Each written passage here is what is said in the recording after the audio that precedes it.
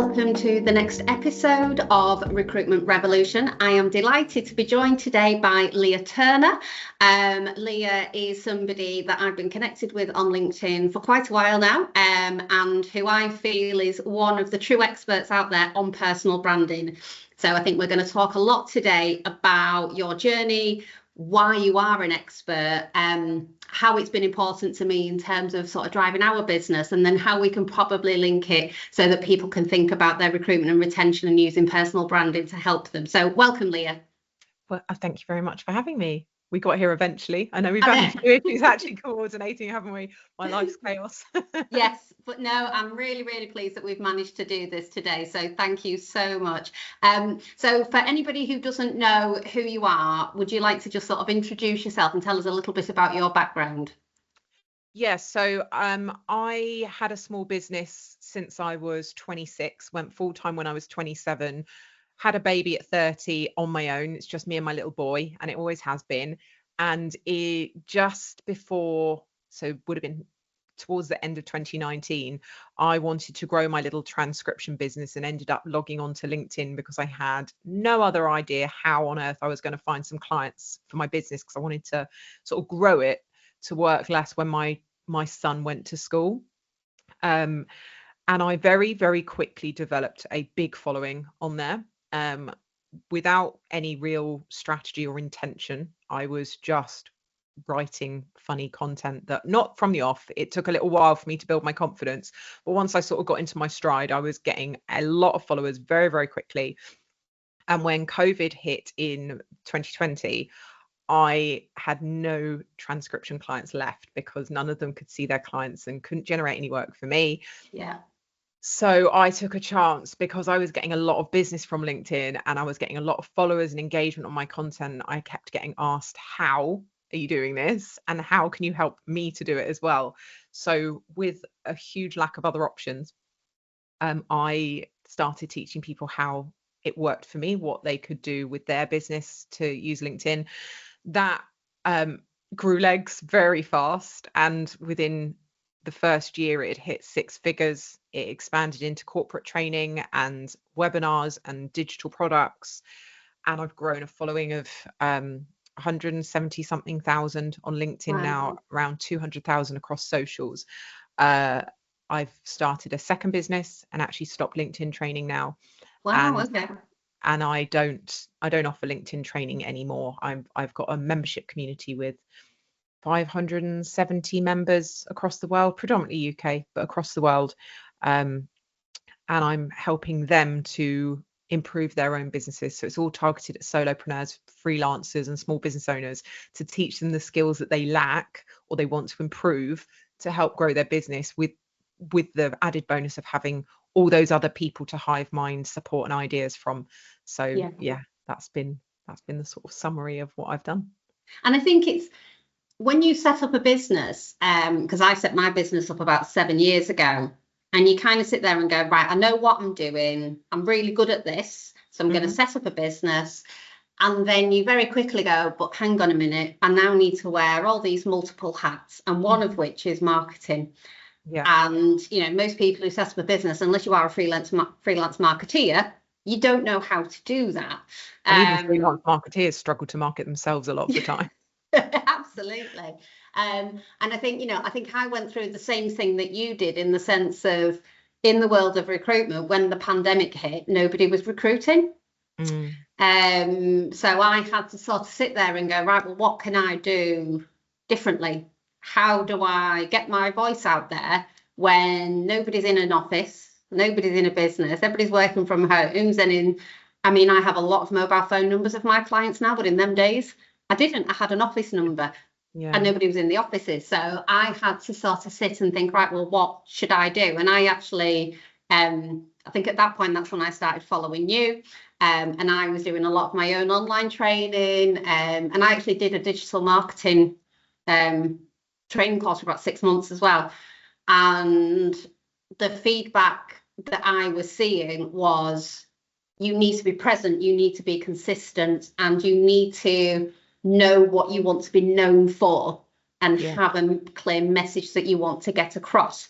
And I think the thing with sort of LinkedIn and social media that I realized is it's not an overnight thing, No, is it? it's a marathon, not a sprint. Yeah. Yes.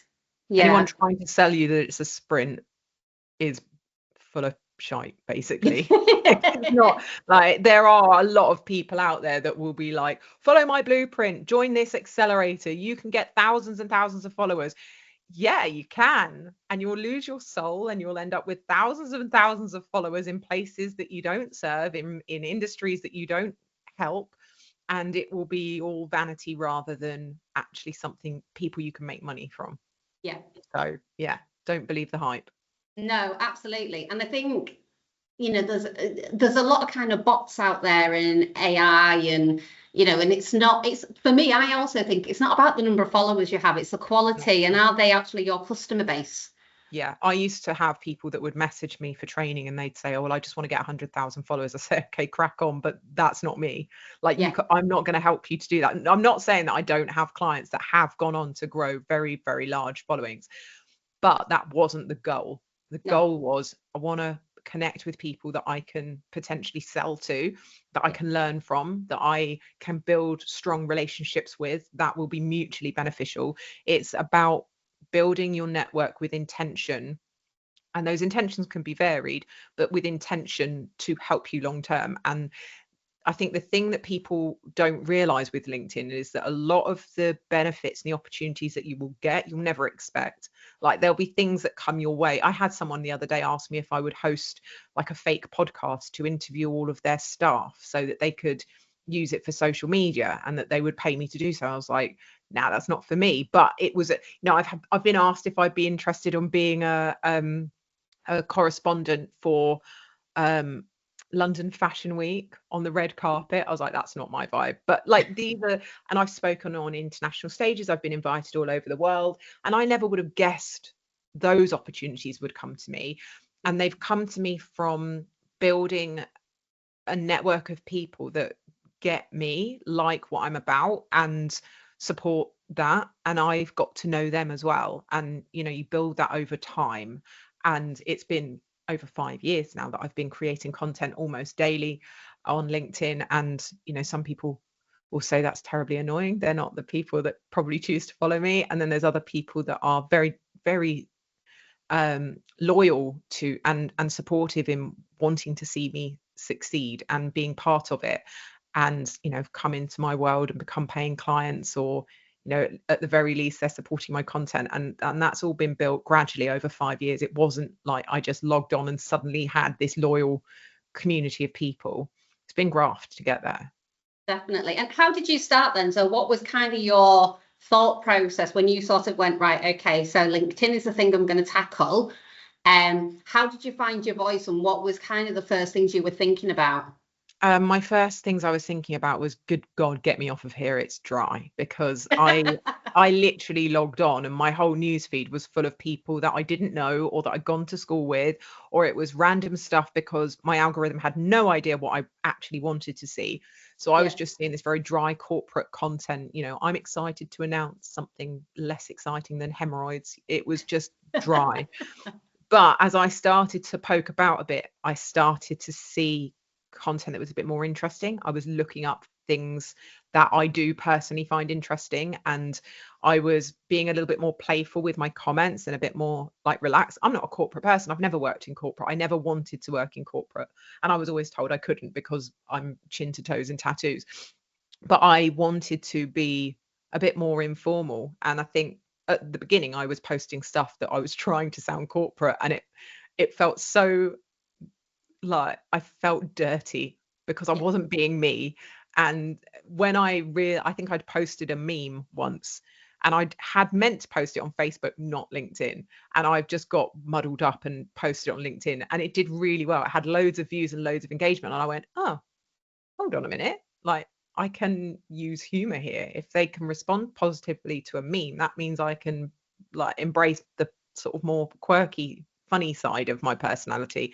So I started telling funny stories about things going on in my business and stories about my life as a solo parent. And people really, really connected with it. And I didn't have a business that I was particularly proud of. It wasn't anything impressive. It was just I was typing building reports and medical reports. Like, that wasn't very interesting, but some of the projects I worked on were quite unusual. And so I would talk about those, or interactions with customers that I'd had that weren't necessarily funny, but I'd learned something from, or struggled with and wanted advice on. And people just started engaging with my content to a massive scale. And it worked. Like, that's where I got all the followers. And I think the more feedback I had in the DMs from people saying, like, I really enjoy your content, or you're a breath of fresh air on LinkedIn, it's so nice to see someone being authentic, I went, oh, do you know what? Like, okay, I'm getting people that don't like it, but bollocks to them. Like, I've got lots of people that do like it, and those are the people I'm going to focus on. Yeah. And ultimately, it was bringing me business. It was helping to pay my bills. And as a single parent, if something works, you do more of it to make more money, because it's not easy paying for everything on your own. And I was not earning very much money at that point at all. I was still claiming benefits to make ends meet. So, finding my voice was based on the positive feedback that I was having from people, made me feel more confident. Surrounding myself with other people that were less corporate and a bit more quirky, that helped to make me feel more relaxed. And seeing it work and getting those messages from people asking to work with me. I'd get messages from people saying, I don't even need transcription work, but I just want to work with you in some capacity. What can we do together? And you're like, wow, like, you like me so much, you just want to hire me for something. And that's powerful. And it's, that fueled me. And I think that's the thing with LinkedIn, is that if you are your true authentic self, people buy from people, don't they? You can't. You can't ever be 100% yourself. Like, there are going to always be some things, especially if you're employed, there's always going to be things that you think, oh, there is a line, especially for employees. But it's quite, I think you just have to remember who the audience is, and think, your future employers, your current employers, your past employers may see this, and there's nothing shameful about building a personal brand.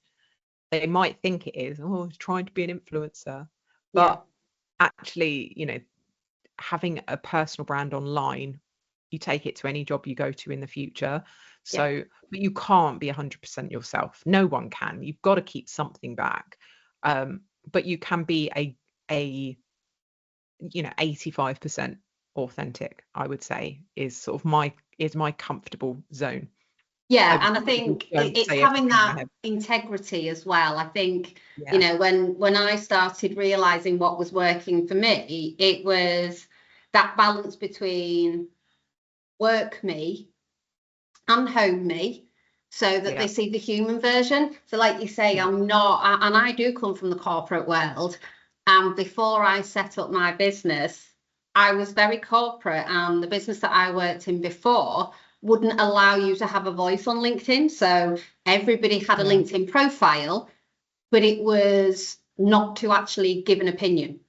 Heaven forbid that as an employee, I would have an opinion on something to do with whatever it might be. So I think for me, I was very tentative and very nervous at the beginning. And I know when I speak to a lot of people, and even when I hire my own staff, and I'm like, right, so LinkedIn, let's get you cracking, and they're nervous. And it's that fear of, well, what will people think? And what if I say the wrong thing? And what if I put something out there that's not allowed? Or, when I speak to employees and I run workshops, and they go, yeah, but as a business, you've got to be careful because there's this, and this issue. And it's difficult, isn't it? It's about, and this is something that when I used to train corporates for this sort of thing, it's all about having a good social media policy. So there needs to be a set of very clear guidelines that the company has around LinkedIn use, what is and isn't appropriate. Like, it's fine to post a photo of yourself holding a glass of champagne at a business awards ceremony, but necking a pint down the pub with your mates on a Friday night, probably not so much, right? Depending on the culture of the company, but that's usually not the kind of post that they want to see on LinkedIn. If they've got those guidelines, there's less ambiguity, and then there's less anxiety around it for the employees if they know those guidelines to post. Some companies will say things like, we don't want you posting like religious or political content because of the particular brand voice, and because while it might be a person's personal beliefs, it can attract a lot of negativity because people are very opinionated on LinkedIn.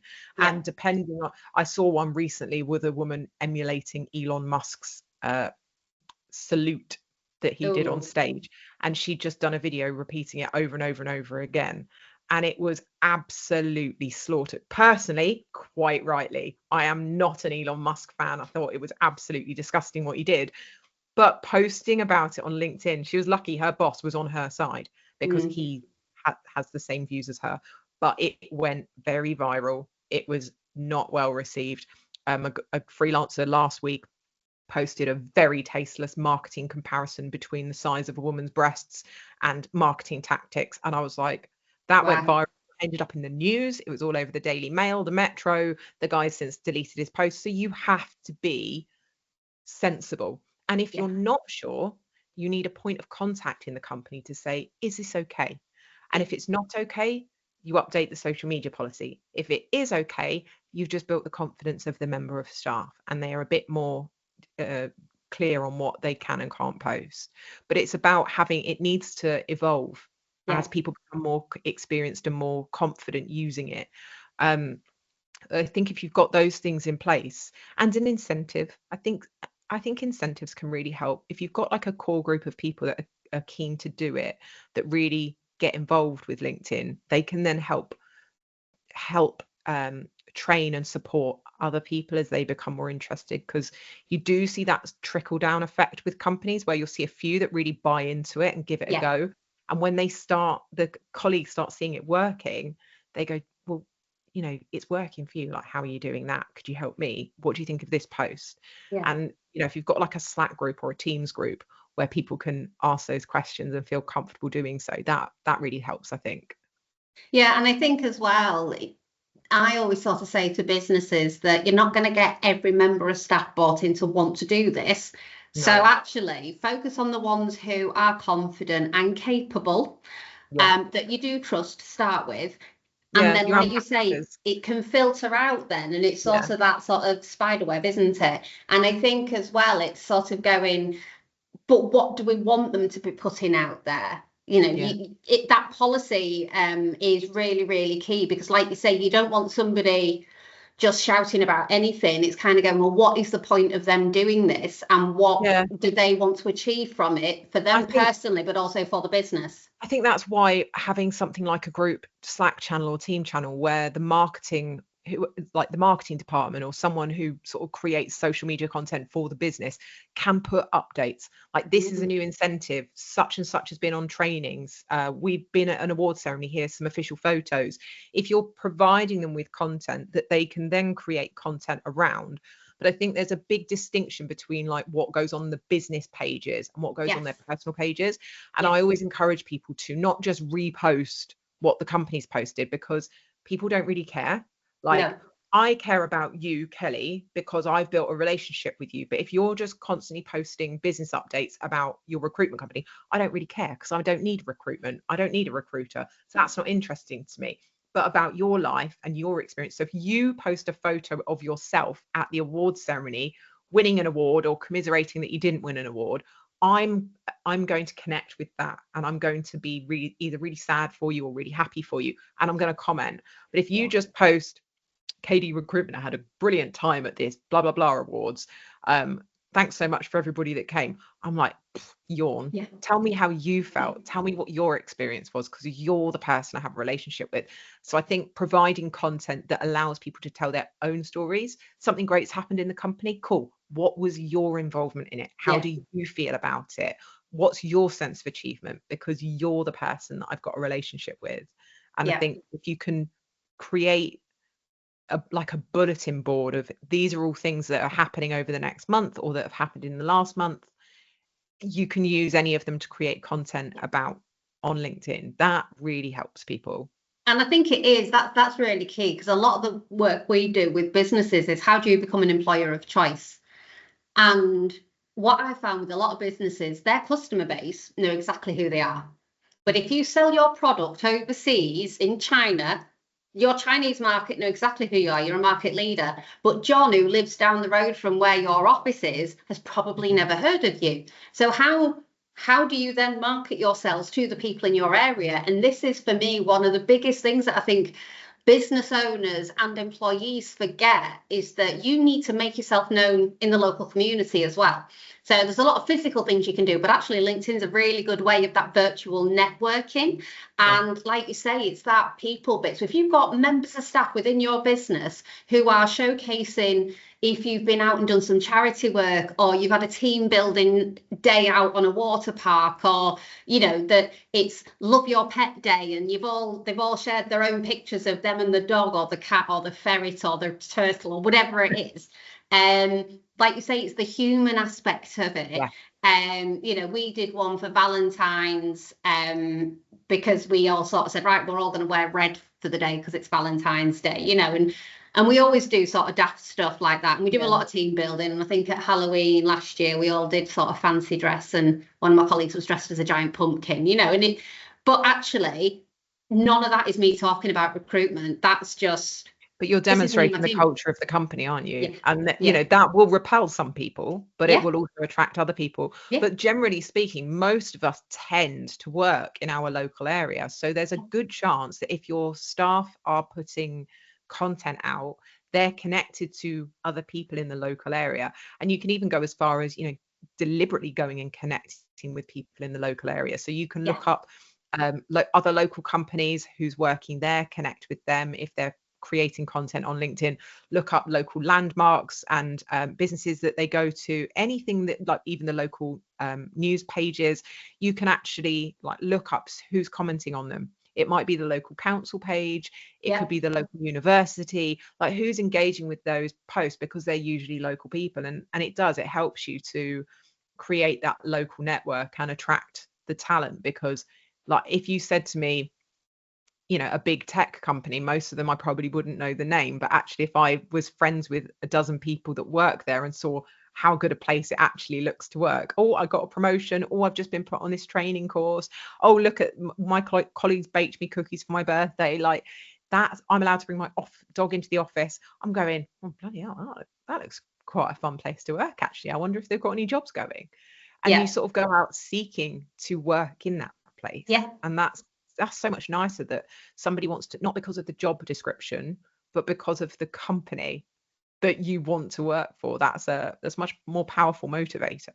And you're right, it's the culture thing, because I think a lot of the businesses that we speak to put adverts out, and it's the adverts on our social media pages, the company pages, and it's on the website, and I sort of sit there and say, but if somebody doesn't know that your business exists, how are they finding that? So if they're not following John Smith Limited and they're not following your Facebook or your website or anything like that, they're not going to see that. And you might put it on the job boards, but what's going to make somebody apply to your job above Coca-Cola's job? Because if, the brand of Coca-Cola or Google or whatever, people know that brand and they kind of go, I want to work there. But why can't a company that manufactures widgets have the same attraction? Just because you manufacture widgets or ballpoint pens or whatever it might be, doesn't mean you can't have that culture where people want to come and work for you. There's a really good example. I worked with them a few years back, called Butler's Farmhouse Cheeses. And they're based not far from me. And I actually went in and to the cheese factory. And the director of the company now, it's a family business and the son's taken over. And he posts about, they do like a go-karting thing, and they have to build their own go-kart, and it's like a local event every year in the local community, and they enter every single year. And he posts so many funny things about life and sadly the factory actually burnt down, and they got so much support. It was a freak accident. I think it was not maybe last year, the year before. Really bad timing, and they're sort of rebuilding the business now. But I love following his content because it's so light-hearted and it shows that they've got this wonderful team.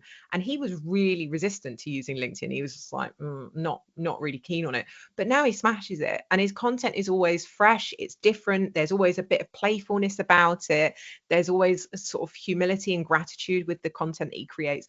But I'm like, I'm invested and I love seeing his posts pop up now. So I'm like, every time I see Butler's cheese, whenever I'm like, if I'm in a supermarket, I'm like, oh, that's one of theirs. Oh, that's one of Yeah. theirs. And I'm automatically more drawn to buying that one because I'm supporting a business that's survived a tragedy that's been running for over 100 years. I'm like, plus their cheese is like the nicest cheese ever. But they gave me some after the training. I was like, this is the weirdest thing ever. I'm going home with a block of cheese, but this is awesome. But it's just, that's the thing that happens in your head, is when you actually genuinely like a business, they will stand out to you on a shelf with millions of choices.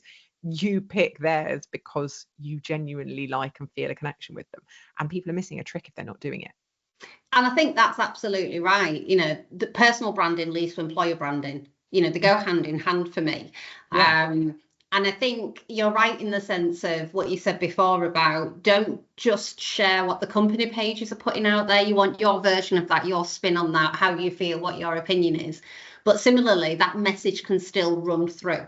So, you know, if the business is promoting something, you can still promote it, but you want your spin on it. You want your take, you want your version of whatever that might be. Yeah, it might be like you said, they do a team building day. And so as an example, like my business did a networking party in November. So we hosted a party for 250, I hosted a party for 250 small business owners that are in my membership community in London. Right. And if those people aren't my employees, they're my customers, but they're also my friends. But if they'd all been my employees, you've got one person sharing themselves singing karaoke and how brilliant fun they had. You've got other people showing photos in the quiet area that we'd put on because we wanted to be careful for the neurodivergent people that would just be a little bit overwhelmed. There was a place for them. We also had non-alcoholic drinks. So you had the non-alcoholic drink people posting about how we'd been really inclusive with the free drinks, and they had all these non-alcoholic beers and wines available, and the food had been really inclusive. And so while all these posts are happening, everyone's going, wow, that looks like a fun community to be part of. But you've also got people going, oh, and they catered for introverts, and they catered for the neurodivergent and the gluten-free and the vegans, and like, everybody had something that meant no one felt left out. So the message they're getting about my community from those posts, I don't have to say we're well inclusive, look at all these amazing things we've done. They're saying it for me. And so the message everyone's getting about the community that I host is wonderful. It's exactly what I want people to know. And I didn't have to post it myself. They did it for me. And that's exactly what you can do with your company, is create opportunities for people to, you know, if you've got 6 people posting about this amazing training day that they've been on and they've learned this much, I'm hearing your company's really supportive of your personal development and it wants to create opportunities for you to learn in a fun way and develop your career. And that's the subtext that I'm getting from the content that goes out. We don't even realize that's information that we're receiving, but we're building up this picture in our heads about the company.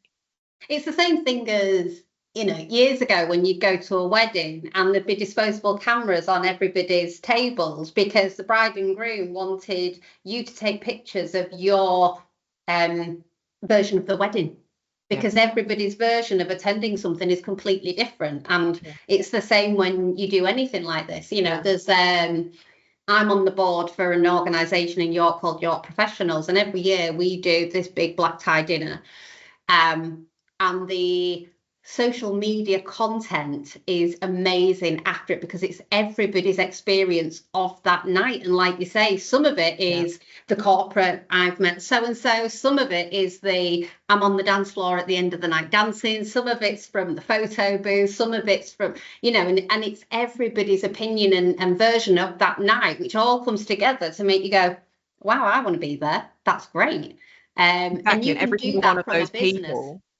And every single one of those people has a network of people that are probably of a similar vibe to them, so that the people posting photos of them dancing have got other people in their network that go, wow, that looks fun. And then you've got people sort of hobnobbing and rubbing shoulders in the sort of corporate sense that are going to be more impressed by those opportunities. So you're literally filtering your brand out with the right message to all the right people.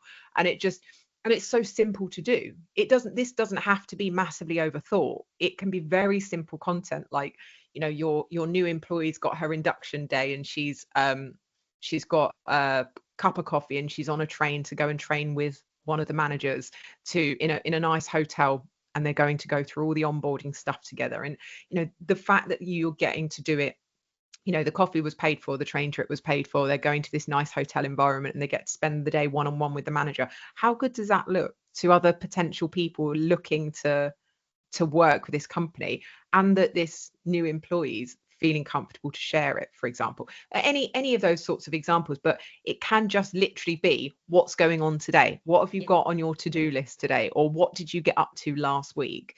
Yeah. Just showing what you do day to day, and that you enjoy it, and that you're learning and you're developing and you have good relationships with your customers.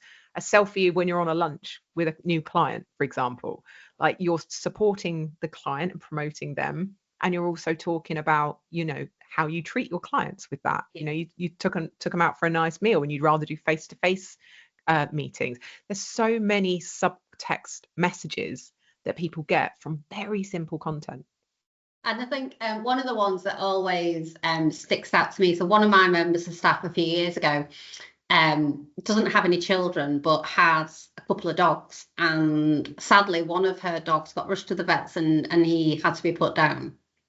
Aww. So I was working from home on that day, and she'd rang me to say, I need to go to the vets urgently, the dog's poorly. And I said, yeah, no problem. Anyway, she'd messaged me later to say he's passed away. And I think this was like on a Monday or something. And I just said, look, take the rest of the week off. Just you and your husband kind of sort yourselves out and everything. I didn't think anything of it. I rearranged the diary, you know, the business carried on. And then when she came back to work the following week, she put a post on her LinkedIn about the fact that, basically saying, you know, who else has a manager who would support you when you don't have children, but knows that your dogs are like children to you, and lets you take a week off to make sure that you're okay. And, you know, she put this lovely, and I can never ask anything, like, you know, it just was like, you just make sure you're okay. And she put this lovely post out there to go, this has meant a lot to me. And, you know, who else has had a manager who would do that for them? And I was so touched, and it meant so much to me, because it was just, well, why would I not? Yeah, post like that would blow up. Yeah. And it was a really lovely thing. But when you create an environment where your team wants to tell other people about how great it is to work there, I think that's a lot of the anxiety that leaders in businesses have, is like, what if they say something negative? Yes. Like, what if we empower them to do this, but they showcase that this actually isn't a particularly nice way? Now, I don't think most people are dumb enough to actually post something negative about the company while they're working at the company. But there is always that in the back of my mind. I'm always thinking, well, if you're so afraid of them building a brand online, is it because if they leave, you're worried that they're going to tell people the truth and there's a lot to tell, and they're going to have a big audience to tell it to? I think people who are really thinking about the future and are confident in the experience they're creating for their teams and their prospects for the future, they are secure enough to. I remember working with a guy called Andrew Hartley. He runs Cargo Store Worldwide, and I worked with him in London, I think over a year ago now. And he said, this isn't a workshop I don't care about my team getting me clients on LinkedIn. I'm not asked about that. What I want is them to be able to create a brand of their own and create opportunities for their future, because most of them aren't going to stay here forever. And if they build a brand now and start building now, they will have better prospects for the future. And I posted about that because I was just like, this is the attitude. Yeah. This is the attitude. You cannot keep your staff prisoner, but you can create an environment where they want to stay. And the more you support them to be themselves and develop themselves, they're going to want to stay, or they're going to continue to support you even after they've left by, saying wonderful things about you. And that post, when I put it up about his reason for having me there to train, blew up. And he has so many messages in his inbox from people going, this is true leadership. This is amazing. What a great example. You are a brilliant leader. And he was just like, oh, it just seems obvious to me. It's like, yeah, because you're a good person, Andrew. And because you've got a very happy team. And I think that's true, because I speak to people all the time and say, why would you not want them to do well? And I've had it before where, I've sat there and said, if they build their own brand and build their own following, and they go, yeah, but if they leave, I was like, yeah, but there is no such thing as a job for life anymore. You are a stepping stone in their career journey. And if you understand and realize that, then you can see them go on to great things. So why would you not want to be part of that journey? And you're absolutely right. The more you can do to support your people, the longer they will probably stay with you. But if you don't do anything, you're going to lose them sooner than what you thought anyway. It's giving controlling boyfriend, isn't it? Like, you get the boyfriends that want to destroy your self-esteem. Well, partners, they want to lower your self-esteem. They want to make you feel worthless so that you don't have the confidence to leave them. And you think that they're the best you're ever going to get. And so you just stay and you're miserable. Or you build them up, you support them, and you trust them to stay because you've been amazing to them, because you've treated them so well. They stay. And those are the happy relationships, and those are the partnerships that raise each other up, that love each other the most, that are loyal to one another, because there's incentive to do that. We don't feel loyal to companies that don't treat us well. We just feel trapped. And that will have a lifespan. Eventually we will go, I'm done now, and just quit. And leave and go somewhere else. And then you have nothing but terrible things to say. When your confidence starts rising again because you're in a positive environment, you will slate it. It will be, my crazy ex this, my crazy ex that, they treated me like this. And that's way worse for your brand than having someone who's brilliant that you support that then leaves. They leave because and they've probably stayed longer than they would have done otherwise because of the loyalty you've created, but they leave a better person. I think employees, your goal should always be that when they leave your company, they leave as a better person than when they arrived, because your company will be better for that as well. One of my clients has coined the term that when people leave, they graduate. And I absolutely love it. So they've got this whole thing that they've done with their engagement with their managers to go, we are just part of their journey. So when they come to deciding that they need to move on and we can't do any more to support them, they're graduating from our business and going on to do something else. And it's such a positive way of looking at it that for me, I'm like, that's a great way. Because if you're a small business, there might not be any promotional opportunity. So you get that person to a level where they're ready to move on to that next step. You can't give it to them. They go and do that elsewhere. Or there is certain promotions, but they want to change career because you've given them the confidence to look at things in a different way and maybe look at retraining. And again, you should support them. One of my team members had always wanted to manage people and had kind of done it a little bit in the past, came here and for various reasons, pandemic and one thing and another, we hadn't got to a point where we were big enough for her to have her own team, but she had been my second in command for quite a while, so had kind of done stuff when I wasn't there. And I supported her in, that was her next goal, and I couldn't give it to her, but I knew it was what she wanted to do next. So when she said to me that she'd applied for something where she was going to be managing a team of people, absolutely supported her 100%. And she got the job and she's absolutely flying. And I still see her all the time and we still chat. And she said, I would never, ever, ever have had the confidence to go and do this had I not spent the years with you. And my management style is how you managed me. And why would you not be proud of that? Like I wasn't gutted. Yes, I was gutted that she left, but I wasn't gutted that she's following her heart and following her dreams. And how she manages her people is testament to kind of what she's learned from me. And a lot of that I hadn't even realized. It wasn't an intentional learn. I was just trying to support her and help her career progression. And I think that's, if you are just somebody who cares about your people, that legacy will live on, like the guy that you were speaking about. I think it's so important to realize that a group of people in a company that actually enjoy their jobs and enjoy the interactions with the people around them and are constantly learning, developing, facing new challenges to keep them interested, like, you will get the very best to the bitter end from those people, right up to the handover to the new member of staff. You will always have the very best of them, and it gives you the best opportunity to get the best replacement who gets the best training for the handover. Like, these people that you treat well throughout the time they're with your company and invest in and support, they'll be, obviously there's always exceptions to the rule, but generally speaking, they'll be the best people. And that's something that I do within my community. Like, I have a team within my community, and everyone has their particular strengths that they're freelance. So they've all been picked for their strengths. And I've picked people that I genuinely like and want to support. I want to see them do well. And I let them sit in their zone of genius. And if they've ever got questions, they come to me, and whether it's about around my business, or around their own business, that they want some questions, I'm always there as an informal mentor if they need me, or just a sounding board for an idea that they've got. And it creates such a sense of loyalty. I make referrals, I talk openly about working with them and how great they are all the time. And like, my team are so fiercely loyal to me, like so fiercely loyal, it's unreal. And I'm so honored for that. But it's because I treat them how I would always want to be treated. And if they ever turn to me and say, I can't work with you anymore because I want to grow the business and I can't do the work myself, and it's going to be a team member, and that's not going to work for you, like, I'm going to congratulate them. It's not going to, like you with your employee, they're not out of my life, that we're just transitioning out of the relationship that we have. So yeah, I like that. Graduating is lovely. Like, it sounds better than resigning, because resigning is such a negative connotation, isn't it?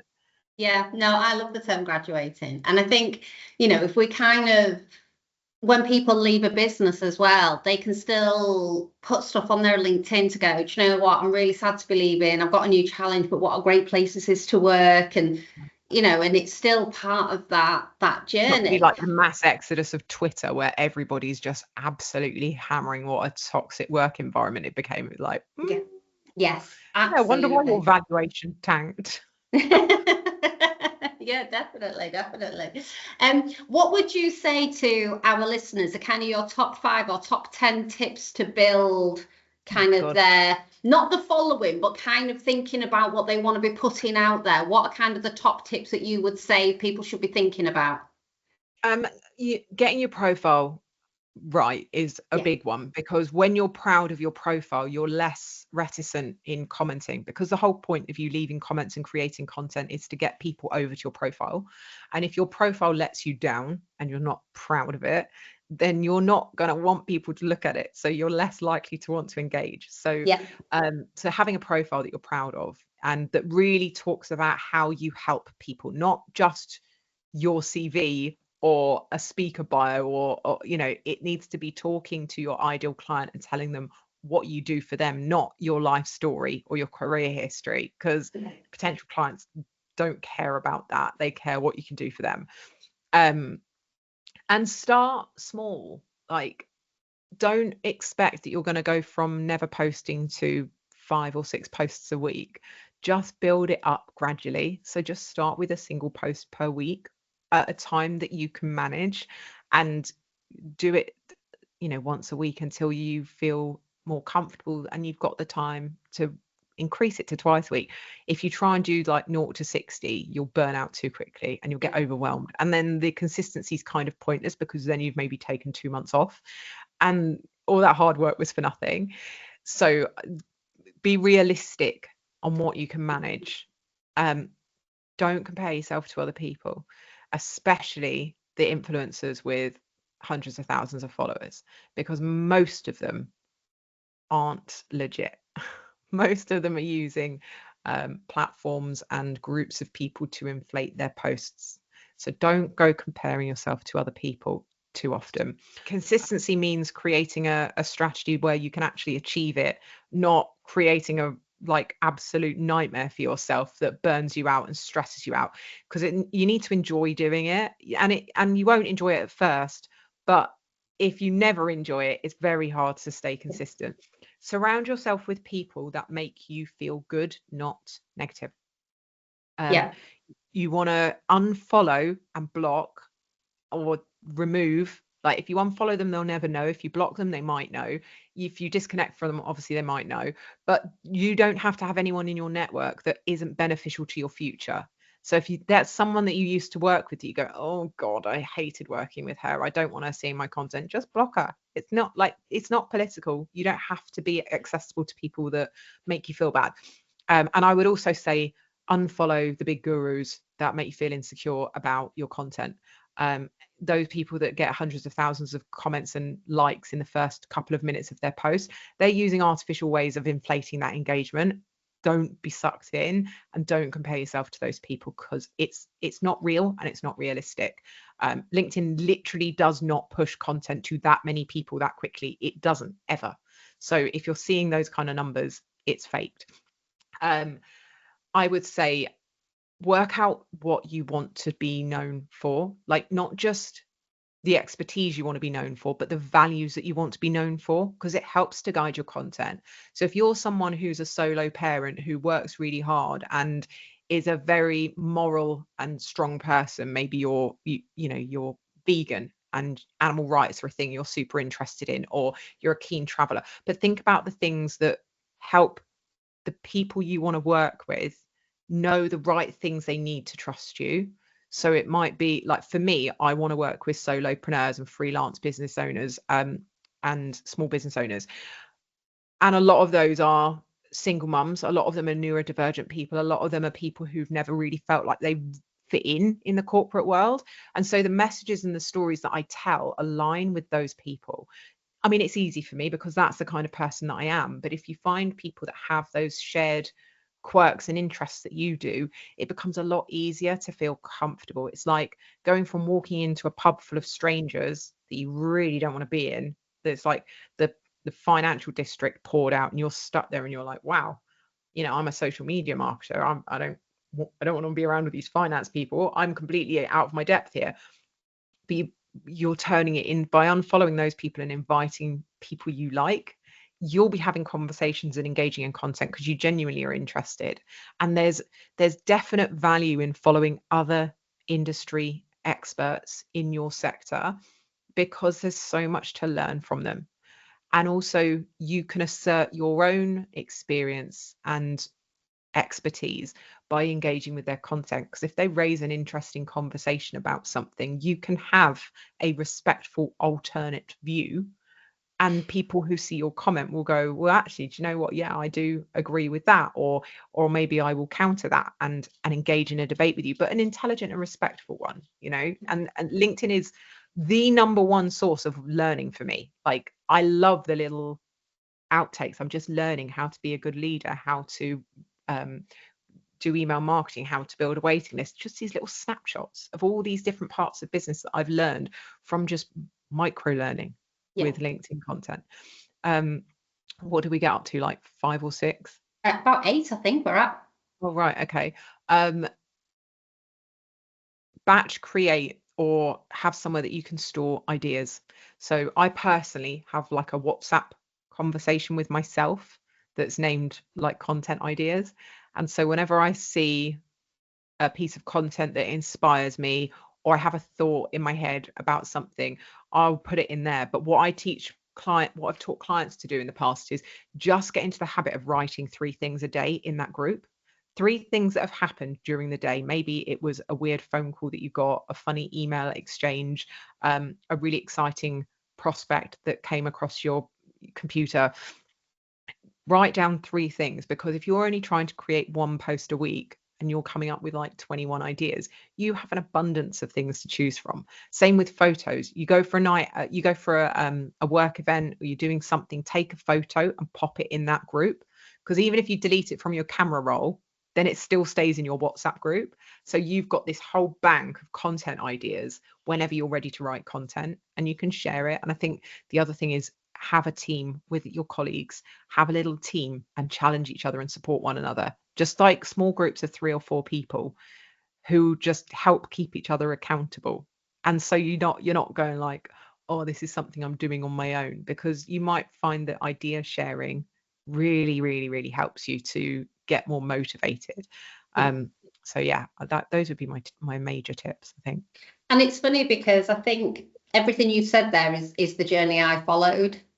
So yeah, there's nothing in there that I wouldn't agree with. And I think you're absolutely right. I always say to anybody, do your profile first before you do anything else, because that's your shop window. They're going to come to that to look at who you are and decide if you're their person, if they want to follow you, if they want to interact. So absolutely, your profile is your first, and then keep updating it. So don't do it today and then leave it for 5 years. Yeah, it needs to be looked at least every 6 months. Yeah. So profile definitely. And I think you're right in that start small, you know, because I'm like you, I post every day. But I didn't when I first started. Yeah. So yeah, you start with that, get your confidence up. So once a week, then twice a week, and you so learn what your network will respond to. So it for me, I don't ever batch my content. I write it on the day, in the moment, whatever I feel like talking about that day. And I'm not saying that's a good content strategy, but that works and has always worked for me. But to be good at anything, it takes practice. Yes. And you're going to suck at first, and you just have to be okay with that. But if you're constantly doing it still, you get better and better, and you learn what your network responds to.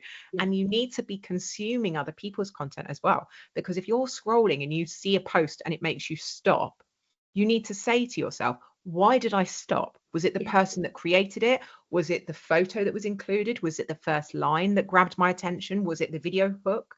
What is it that grabbed my attention? How can I do that with my content? What can I learn? There is so much learning to be had from observing and engaging with other people. I would not be where I am if it hadn't been from all the amazing like copywriters that I've followed on LinkedIn, and I've gone, oh, that works.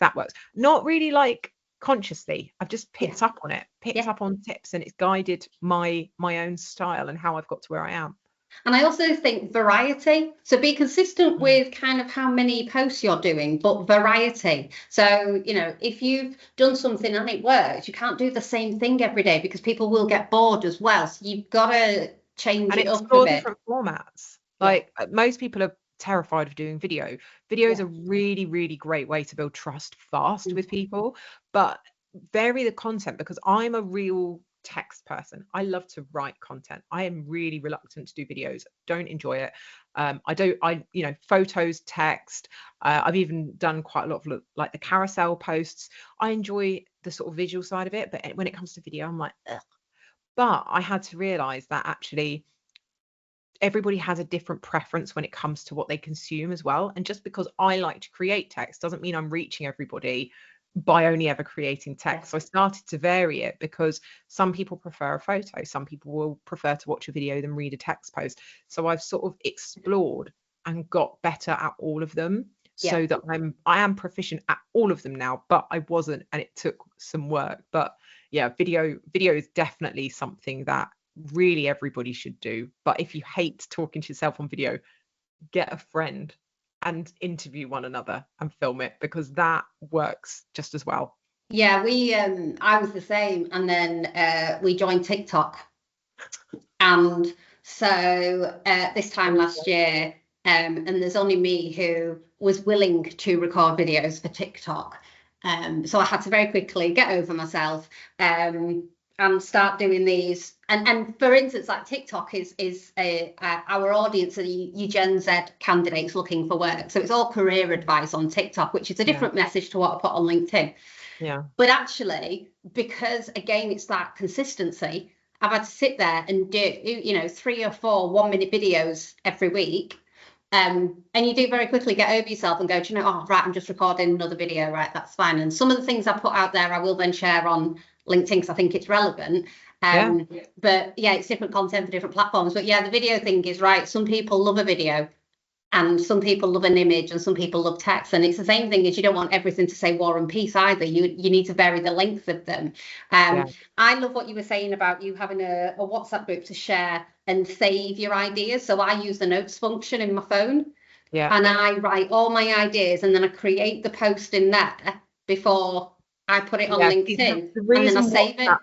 The reason WhatsApp works so well is because you've got the media library, and you can just very easily upload like screenshots and links and things like that. And it's just one long scrolling thing with the dates of when you posted everything in there. So I can literally just post things on a daily basis, and in 2 weeks time, when I'm stuck to what to talk about today, I just go in there and go, oh yeah, I never actually posted about that one, and there's the photo. Even if I've accidentally deleted all the screenshots from my camera roll, they're still in my WhatsApp. So it's just it's a proper life hack, that one.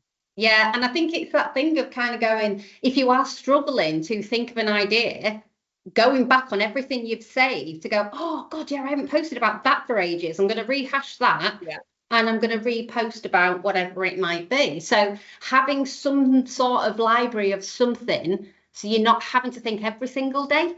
And I, like you and I, have been doing this for a really long time. So I've got so much content that I have rehashed, reused, reworded, that sometimes you look at it and go, I'm struggling. Oh, hang on, I might post about that. And then it might prompt you to think of something else completely brand new. So saving stuff is a massive thing. The pictures, videos, absolutely would agree with that.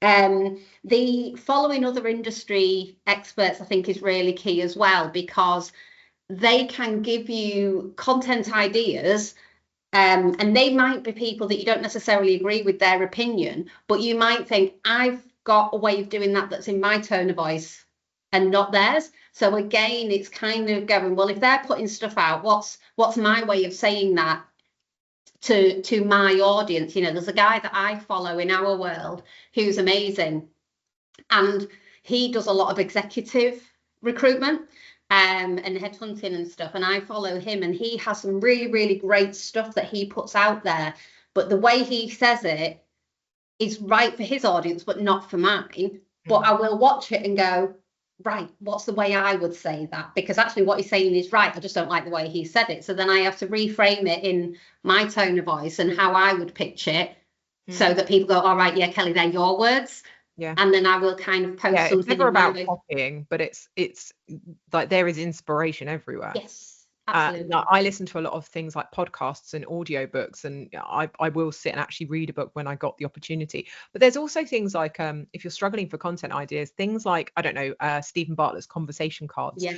Or there are, I used to sell, and in my community, there's a library of 550 content ideas from all the resources I wrote over the years. And it's like having those easy access prompts, because it doesn't matter how many people use that prompt, everyone will come up with a different post. So it doesn't matter that it's a similar theme, because it's not going to be all the same people that see all of those posts. So I think people just, I use a tool called Authored Up, which basically indexes all of my LinkedIn posts, and I can go back to any date in time, or I can filter them by the highest engagement and the highest likes or highest reach. And depending on what format it was, and I can then pick one out and go, actually, I'll reuse that one because that one did really well last time, and that was appropriate for what I want to talk about at the moment. So that really helps as well. Tools like that don't. I write all my posts with those as well. Authored Up actually tells you how complicated your writing is, so it can advise you on like simplifying it and things like that. I'm lucky every time I use it, it's like it tells me that my writing style is simple, because that's the style I've got, but it is quite good for reassuring you if you're not a confident writer. And how do you feel, just lastly, about kind of when people talk about the algorithms on LinkedIn, that you should reply to a comment within a certain period of time, you need to put X amount of hashtags and things like that? Do you think there's weight in that? Hashtags are dead. Like they really don't do anything. If you want to index your own content, using a hashtag helps, but people don't really search them very anywhere near as much as they used to. And LinkedIn, I think it's down to like the AI is much better at like picking out what the content is, so it can stick it in the right place for the right people. So hashtags just aren't as relevant anymore. So I don't ever bother with them. In terms of engaging with content, it is better to be active on the platform and leaving comments just before and just after you post, because it lets the platform know that you're actually there.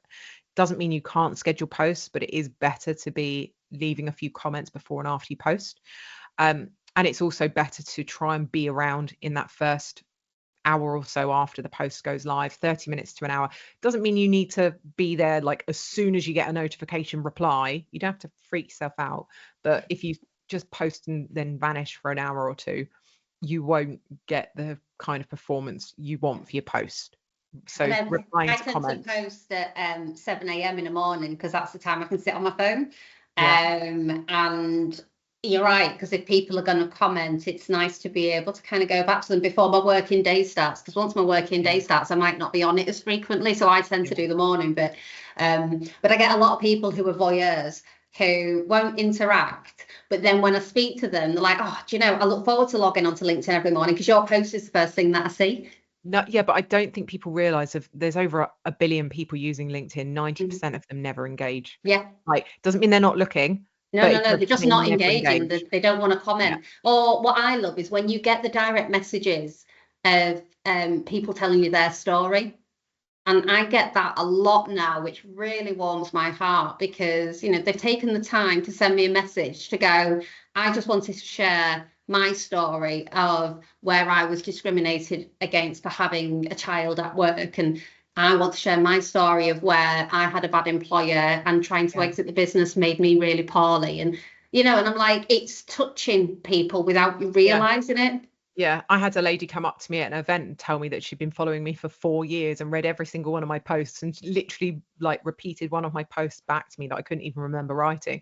And she'd never ever messaged me, engaged with me. She wasn't connected with me. I had no idea this person existed, but apparently I'd had this major influence and impact on her life. And I was like, wow, that's kind of weird and overwhelming because I'm an introvert, but it was really, really, really sweet. And it just makes you realize that there are so many people out there that are quietly watching you and being inspired and their confidence raised because of you.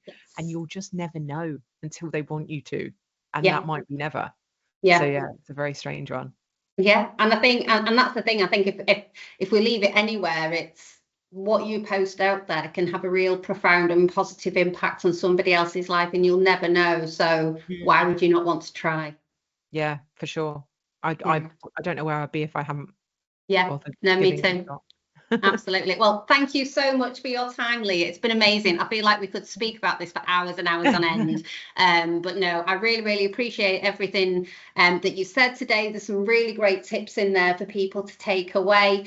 And, you know, I do kind of recommend if anybody wants to follow you on LinkedIn, they absolutely should, because your content is really good. And I followed you for a long time, and, you know, we do interact quite a bit. So I love it. So thank you so much, Leah.